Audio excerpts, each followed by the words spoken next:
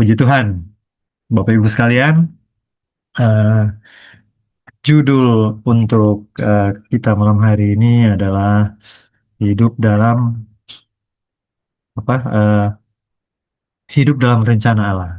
Jadi ada banyak kali dan lagi viral sekarang ya. Orang-orang mungkin, oh, apakah ada rencana Tuhan? Apakah ada rencana iblis? Apakah ada rencana apapun ya?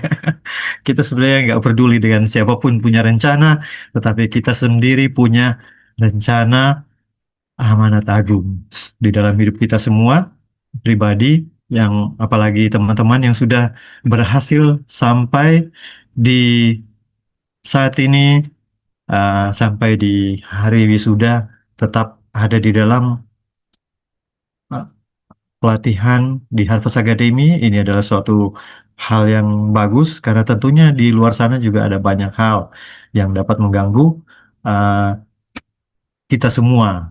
Ada keinginan-keinginan, mungkin capek untuk ikut, ya tetapi karena ada satu hal di mana kita mau melakukan apa yang dinamakan hidup menghidupi perintah Kristus itu, ya, di dalam rencana Allah. Jadi ada banyak hal yang dapat membuat kita terdistraction, istilahnya ya. Dan puji Tuhan, saya juga senang ada bersama-sama dengan Bapak Ibu sekalian, dan saya juga mengikuti bagaimana eh, angkatan 68 ini berkembang, ya, dari sekitar ada berapa banyak, dan sekarang yang wisuda hanya 9 orang. Puji Tuhan. Dan tidak perlu banyak-banyak, tetapi semua orang yang ada di dalam rencana Tuhan itulah yang akan melakukan kehendak Tuhan. Puji Tuhan. Dan ada banyak orang yang uh, berkata, bagaimana kita mau dipimpin oleh Tuhan? Apakah kita ada di dalam pimpinan Tuhan? Apakah kita dalam rencana Allah? Atau kita ada dalam posisi mana? Apakah di posisi yang diizinkan oleh Allah? Atau di posisi di mana Allah membiarkan kita? Haleluya. Pertobatan adalah sesuatu hal yang di mana di dalam bahasa Yunaninya mungkin dia artinya perubahan be- cara berpikir ya, atau orang-orang suka bilang metanoia ya, bahasa Mandarinnya. Haleluya. Kemudian Bapak Ibu, ada juga saya tadi ketemu ya dengan seorang hamba Tuhan dan kami berdiskusi. Dan biasanya saya kalau berdiskusi, saya setelah di Harvest Academy saya jadi apa namanya ya, dominan. Padahal dulu saya orangnya introvert ya. Sebenarnya saya malas juga untuk ada debat-debat begitu. Tetapi setelah ada di Harvest Academy, kami dilatih untuk menjadi pemimpin. Jadi di dalam setiap pembicaraan kita jadi pemimpin. Ya, karena Tuhan, rencana Tuhan adalah kita harus memimpin. Ketika Bapak Ibu menjadi uh, melakukan amanat agung, di mana kita menjadi pemimpin. Orang-orang yang ada di sekitar kita harus kita pimpin. Untuk supaya apa? Supaya mereka paham. Jadi orang-orang yang lagi ribut-ribut pun kita bilang, stop. Saya mau ngomong, ya. Saya mau bicara. Kamu bisa dengar. Ya, apalagi kalau Bapak Ibu mungkin pemimpin di kantor, ambil kesempatan itu ya. Saya di dalam eh, praktek saya bekerja, kebetulan saya pemimpin di sana. Kalau boleh dibilang mungkin saya eh, paling tinggi di sana saat ini. Jadi saya ajak semua, ya, Bapak Ibu, karena kita di tempat bekerja dan dengan risiko tinggi, mari kita semua menundukkan diri di hadapan Tuhan. Kita berdoa, minta perlindungan Tuhan yang Maha Kuasa. Tetapi izinkan saya berdoa menurut agama dan kepercayaan saya. Dan ini minimal 3 kali satu hari saya lakukan. Ketika ada briefing dan saya ada di situ, saya lakukan juga. Dan semua orang senang. Dan kemudian kami ada partner untuk pemboran di sana, di tempat saya kerja, dan dia adalah orang Palembang. Bapak Ibu paham ya kalau saya bilang orang Palembang dari seberang itu bagaimana ya? Bagaimana mereka terhadap kita. Tetapi setelah sekian lama kami bersama-sama dan saya terus lakukan itu, ya, di depan mata mereka, dan mujizat-mujizat terjadi, dan mereka imannya goyah yang sebelah sana ya. Mereka sudah, oh ini Yesus ini Tuhan atau bukan. Paling tidak dia sudah ada 50% lah, ya. Jadi kalau kayak tadi pagi saya terima WhatsApp grup di proyek, mereka bilang, Pak, izin Pak Daniel, dan ada wakil saya di sana namanya Pak Niko. Pak Daniel, Pak Niko, izin besok pagi kami akan memulai pemboran di titik ini. Kita mulai kita mulai berdoa supaya jalan apa proyek ini berjalan dengan baik. Puji Tuhan, Bapak Ibu bisa lihat efeknya ketika kita mau lakukan rencana. Memang awal-awalnya mungkin mereka merasa heran. Ini ada orang ketemu kok dia doa terus, Kristen pula kan. Kami padahal uh, yang mayoritas. Tetapi mayoritas di satu tempat itu tidak mengganggu kita menjadi pemimpin di situ. Keberanian itu yang sudah kita pegang, yaitu kita melakukan rencana Allah bahwa kita adalah pemimpin, bukan ekor, ya. Apapun saudara, walaupun mungkin bukan posisi seperti saya, tetapi saudara pasti di suatu tempat, saudara adalah pemimpin dan saudara harus memimpin. Ya. Satu saat saya ada di naik bis, Mayasari Bakti, di Komda, ya, mau ke Bogor. Di bis yang sebesar itu, saya berdoa. Tadinya saya juga takut-takut ya. Nggak yakin, tapi saya ikut rencana Allah. Saya doakan supirnya, ya. Tadinya orang pikir, wah nanti kalau berdoa dipersekusi orang, dimarahin orang, gitu ya. Saya doain supirnya dalam nama Yesus sembuh, karena dia bilang sakit kakinya, ada begini begitu, ya. Kita ada kesempatan di situ, kita doain. Di orang yang ada berdiri di situ dekat, saya bilang kamu juga mau. Wah, enggak, saya enggak. Jadi mereka yang dipersekusi dengan doa, ya. Saya bilang kamu juga. Jadi Bapak Ibu yang takut-takut berdoa di bis, ya, ternyata ketika kita berdoa, orang-orang jadi takut ya berdoa. Kita mau doakan, ya.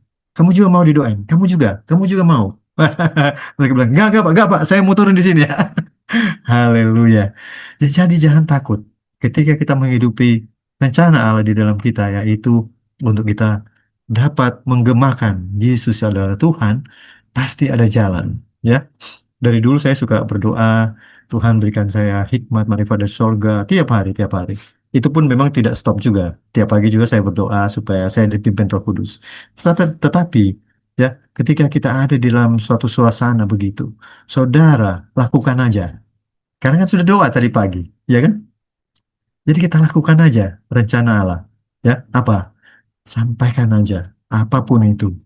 Apapun situasinya, apapun mungkin resikonya akan terjadi, biasanya risiko itu karena kita punya pikiran, bukan karena situasinya. Ya, saya masuk ke tempat orang-orang yang begitu ya. Saya ada orang yang saya kenal dia sudah pakai dress apa namanya? Suka kita bilang pakai daster. Paham ya Bapak Ibu ya? Orang yang sudah seragamnya pakai daster ya, tapi laki-laki, oke? Dan kemudian saya bicara sama dia, saya tanya dia bilang ada anaknya sakit gitu ya. Terus saya bilang, wah kalau sakit begitu Pak, ini bahaya. Apalagi kalau sakit, dia bilang apa namanya? Asam lambung. Saya bilang ada teman saya asam lambung. Pagi masih bercanda, siang udah berangkat. Loh, jangan begitu Pak Daniel, jangan bilang begitu. Jangan bilang begitu ke anak saya. Saya bilang oke gak apa-apa Pak. Nanti saya doain anaknya. Ada di mana anaknya? Jadi saya tawarkan doa kepada orang-orang yang model begitu. Dulu saya ketemu orang begitu, kayaknya saya pengen pukul. Ini rencana manusia karena jengkel gitu ya. Melihat mereka kok semakin dominan gitu ya. Dan asal semau gue aja jadi mereka tindakannya. Jadi saya juga pengen, bagaimana ini orang? Mungkin kita hajar aja. Tetapi ketika kita ada bersama-sama dengan Yesus, mindset kita berubah. Semakin hari kita juga merasa, saya ini berdosa kok. Kenapa juga saya harus lakukan itu kepada mereka ya. Jadi rencana Tuhan kita menghidupi apa yang menjadi rencana Tuhan. Apalagi di dalam Yohanes 1 Yohanes 3 ayat 16 itu, um, 1 Yohanes 3 ayat 16 ya. Bapak Ibu bisa baca di sana. Demikianlah kita ketahui kasih Kristus, yaitu bahwa Ia telah menyerahkan nyawanya untuk kita, jadi kita pun wajib menyerahkan nyawanya untuk saudara-saudara kita. Saudara-saudara kita adalah siapa? Saudara-saudara kita adalah saudara kita di dalam Tuhan dan bukan di dalam Tuhan. Ya, sama mereka juga anak cucu Adam dan Hawa. Ya, sama kita juga saudaranya. Mereka diciptakan Tuhan sama. Kita mulai dari situ. Oke, kita akan mulai dan kita melihat mereka adalah orang-orang yang juga akan pergi ke neraka. Karena kalau Bapak Ibu atau siapapun di dunia ini bertobat, dia akan tetap pergi ke neraka. Sepakat atau sepaket Bapak Ibu? Ya, amin atau bukan amin? Semua orang akan pergi ke neraka, walaupun dia bertobat. Tetapi, tetapi ketika ada Yesus, ya, ketika kita bertobat, terima Yesus, dosa yang sebelumnya dihapus. Amin. Tetapi yang tidak ada Yesus, biar dia bertobat, mungkin ke depan dia bagus. Tapi dosa kamu yang kemarin siapa yang hapus? Karena di Alkitab, ya, dosa adalah hutang. Ya, dosa, upah dosa adalah maut. Jadi hutang kamu yang minggu lalu, siapa yang bayar, bos? Yesus. Amin. Jadi ada orang yang ketemu saya, kemudian dia bilang, Pak, saya sudah terima Yesus, karena saya ajak dia terima Yesus. Terus dia bilang, terus saya bilang, dosa Bapak yang sebelum tadi ucapkan pengakuan bahwa Yesus adalah Tuhan, sudah dihapus. Amin, Bapak Ibu. Jadi walaupun ada orang bertobat di sekitar kita, oh dia tobat. Itu mah tomat, nanti bentar lagi dia kumat ya. Tobat kumat. Banyak yang begitu. Jangankan kita. Banyak juga hamba-hamba Tuhan yang tobat kumat juga. Haleluya. Jadi saya ngobrol dengan ada seorang teman, dia juga sekolah teologi ya, dan dia juga seorang, kalau nggak salah dia direktur ya di perusahaannya. Dan ada beberapa bisnis juga. Orangnya maju. Dan kemudian kami ngobrol, ada banyak hal dan dia paham. Cuma dia bilang, ah doain juga dia supaya jadi berani gitu ya. Ini orang juga dia sekolah teologi ya. Dan apa? Dia dia di apa namanya? Dia di sekuler tapi dia juga teologi ya. Tapi dia belum terlalu berani. Ya, uh, saya sarankan untuk ayo ke Harvest Academy ya supaya kita langsung bisa bekerja. Ikuti rencana Allah. Tetapi ada banyak orang ya yang mau melakukan rencana Allah, tetapi dia tidak ada di dalam rencana Allah. Ya, kemudian orang, oke, kalau tidak ikut rencana Allah, oke lah, dia dipimpin oleh Allah. Ya, Tuhan memimpin dia dalam segala hal. Oke, bisa juga jalan. Ya, tapi itu di dalam pimpinan Allah.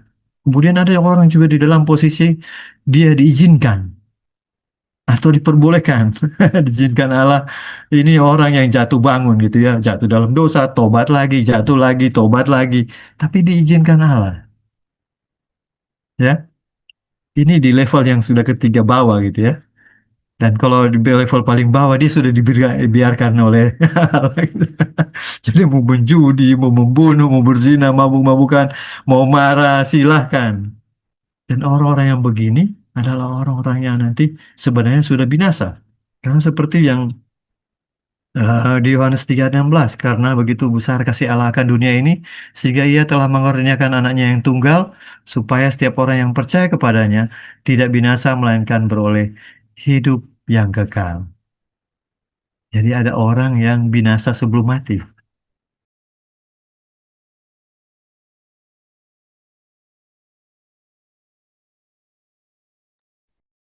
Tuhan.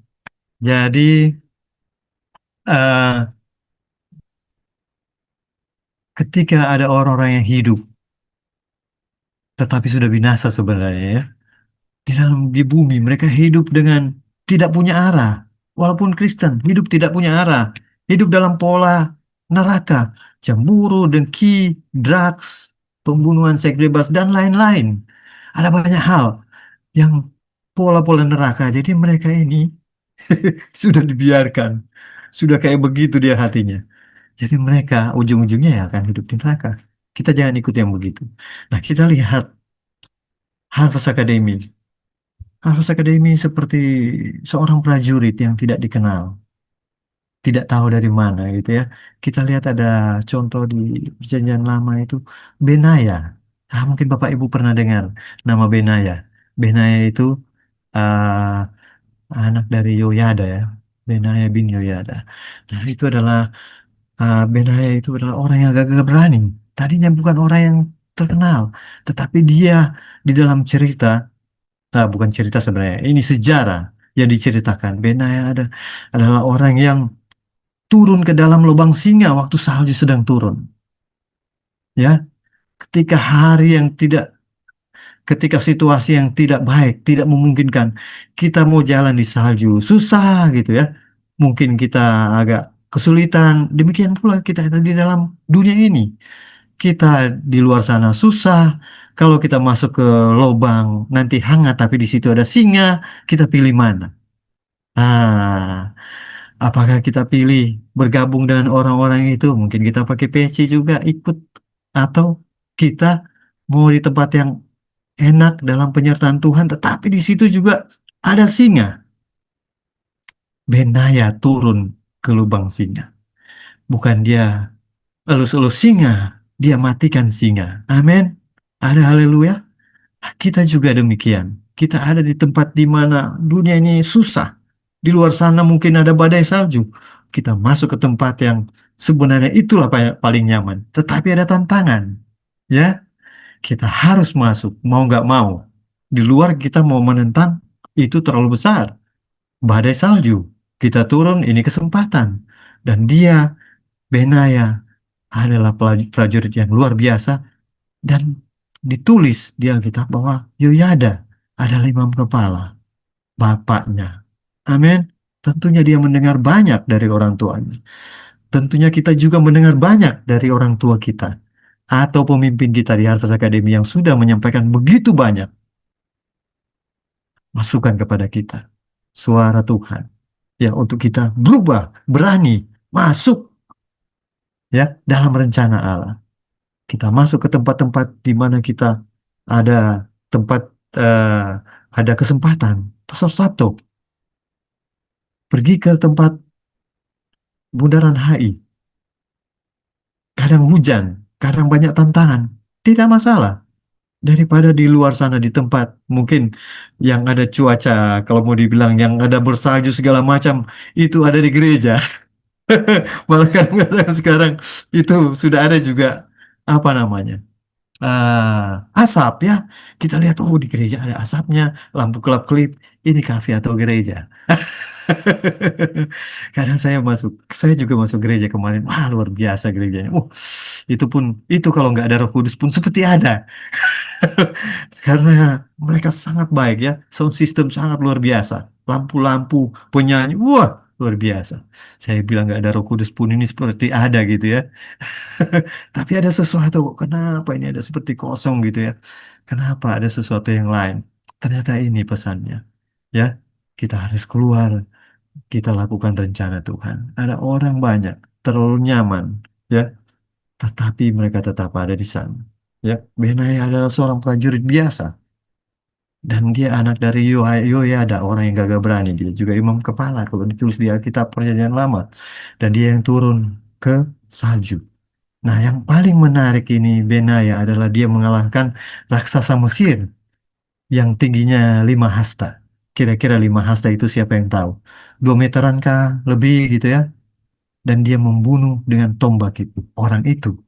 Jadi Bapak Ibu, disinilah yang sangat menarik ya. Ketika Bapak Ibu dihadapkan dengan sesuatu hal, kita cuma punya tongkat kecil dan mereka punya tongkat besar. Bukan tongkat, tombak yang ingin membunuh kita, karakter kita. Mungkin mereka juga ingin membunuh pelayanan kita. Ya, karena mereka begitu berkuasa di dalam organisasi. Mereka sangat-sangat berkuasa. Ya, seolah mereka itu Tuhan di dalam organisasi. Ya, dan kita lihat Benaya, dia datang dan dia menggunakan senjata orang Mesir yang raksasa itu untuk membunuhnya. Demikian pula kita, dimanapun kita berada, senjata yang dipakai untuk mengalahkan kita, itulah yang akan kita pakai untuk mengalahkan mereka. Haleluya, haleluya. Jadi kita melakukan rencana Tuhan. Di dalam rencana-rencana Tuhan ini ada banyak hal yang akan kita hadapi. Ada banyak hal, ya, tantangan demi tantangan. akan kita hadapi, tidak apa-apa. Tetapi kita juga melatih telinga kita mendengar. Ya, ada kalanya mungkin kita keliru dengar, gak ada masalah. Tapi kita latih bagaimana kita melihat apa yang diinginkan Tuhan di dalam segala hal. Di dalam segala hal, tidak terbatas di dalam saudara jalan, saudara berkhotbah, saudara mau apapun. Bahkan di tempat manapun kita harus berdoa. Saya mandi pun berdoa. Dalam nama Yesus saya mandi. Kemana-kemana saya jalan dalam nama Yesus. Semua dalam nama Yesus. Ya, kita hidupi rencana Tuhan. Kalau ada orang bilang, saya pendoa, bertobat. Karena orang penginjil lebih banyak berdoa dari saudara yang pendoa. Ya, karena apa? Karena setiap gerakan kita, kita lakukan apa yang menjadi rencana Tuhan.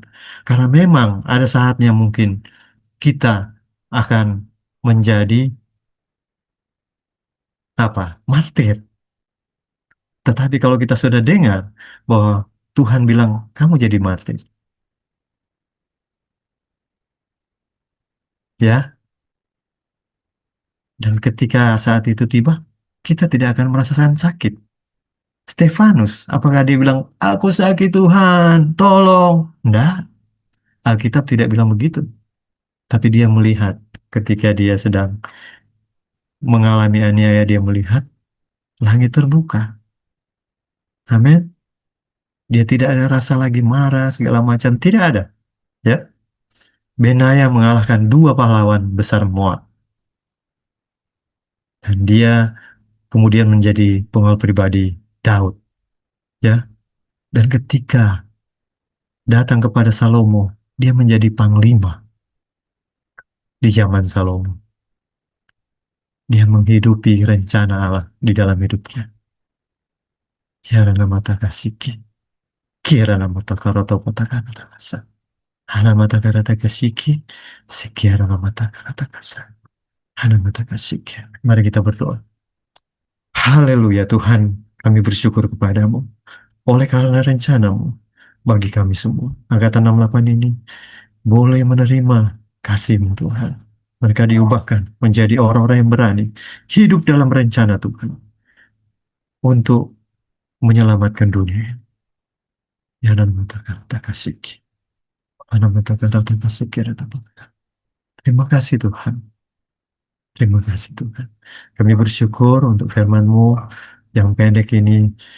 Ya Tuhan, biar ini terterai di dalam tanah hati kami. Setiap telinga yang mendengar, terutama mereka yang ada di Harvest Academy Angkatan ke-68.